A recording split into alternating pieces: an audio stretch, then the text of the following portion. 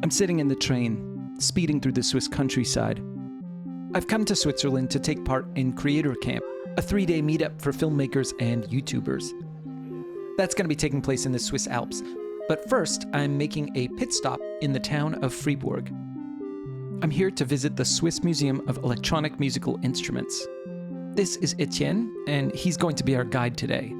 The museum is composed of 2 parts. There's the collection, which is the largest collection of synths in the world, and then there's the playroom, where visitors can actually play some of the instruments. That's where I'm going to be starting. I've arrived pretty late in the day. I only have an hour and a half. My goal is to try to make some piece of music by 5 p.m. The first instrument that catches my eye is the mini Moog Model D, with its classy wooden panels. I quickly hook up my computer and start recording. I've played several recreations of this synth, but I've never had a chance to experience an original from 1971. At first, all I'm able to produce are these massive bass notes. But pretty quickly I figure out how to switch octaves. Let's add some reverb on the computer. After messing around a bit, I end up on this patch that's playing 2 notes at once.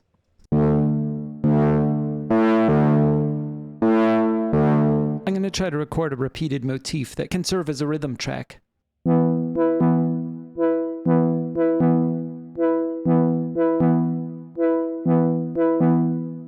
I could easily spend all day with this synth, but I don't have time. If I don't move on, I won't get a chance to try anything else before my time is up. This is a Pro 1 by Sequential Circuits. It's from 1981. I'm going to dial in a simple bass sound. Okay, that's good. I'm just going to play whole notes over the pattern we already have.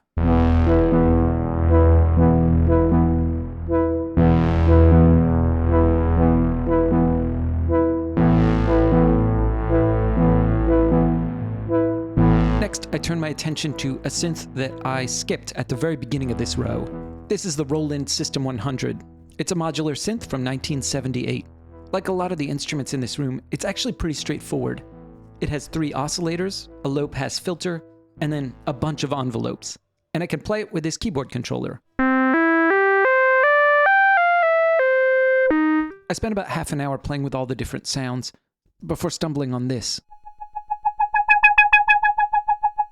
When I add some reverb and combine it with the stuff I've already recorded, it sounds like this.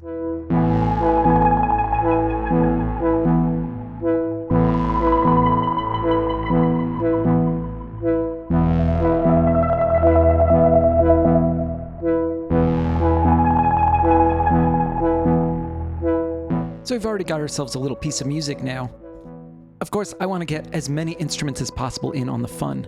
So I turned my attention to this Rolland drum machine from the 70s, the CompuRhythm CR68. As you can hear, it has one of those classic 70s analog drum machine sounds. Some people love that sound, others don't. As with a lot of these boxes from back in the day, you don't get to make your own drum patterns. You just get to choose between a bunch of different presets.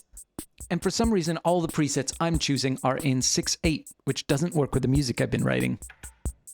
Finally, I stumble on the Bossa Nova preset. It's not half bad. If I take that and slow it down in the computer, we get this.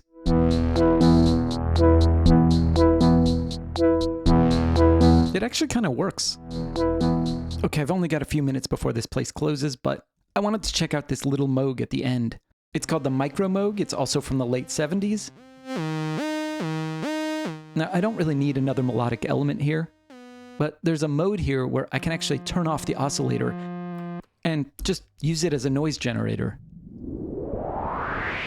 These kind of swells are extremely useful for film scoring work, among other things. I feel like this is the spice that my piece of music needed.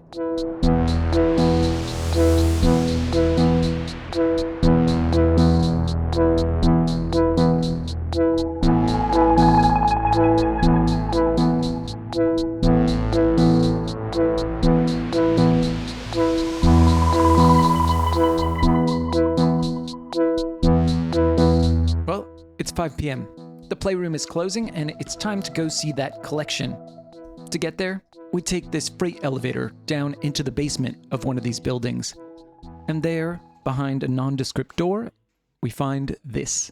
So welcome to the big synth collection. Oh my goodness. As I walk through the rows and rows of instruments, Etienne explains to us that all this actually started as a private collection belonging to a man named Clemens Trenkel. Over the course of 40 years, he amassed this enormous stockpile, which he officially handed over to the museum in 2016. The instruments are organized by nationality.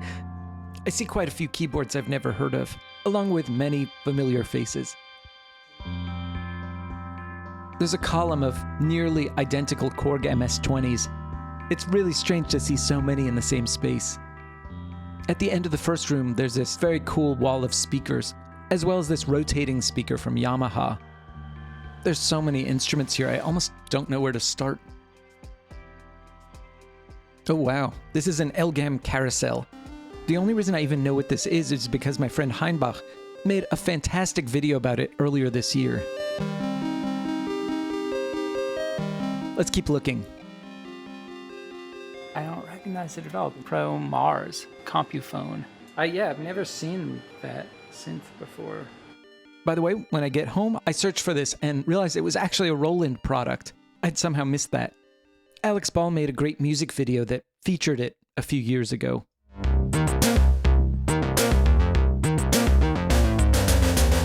These grooves are always so tight. Anyway, let's keep looking. The museum also has a Fairlight CMI, one of the first digital samplers ever. I've never seen one in real life. These were made in the late 70s and were fantastically expensive at the time. If you want to see one of these in action, there are a bunch of great videos of Herbie Hancock using one in the early 80s.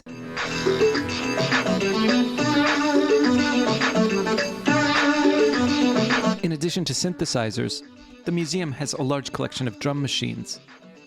Wow, it extends so far. As well as rack mount equipment. In the back, there's also a workshop. Right now, they're in the process of fixing this Polymoog from 1978. Another big restoration project was this, a Hammond Nova chord. It's a super rare synthesizer from 1939, and get this, it's fully polyphonic.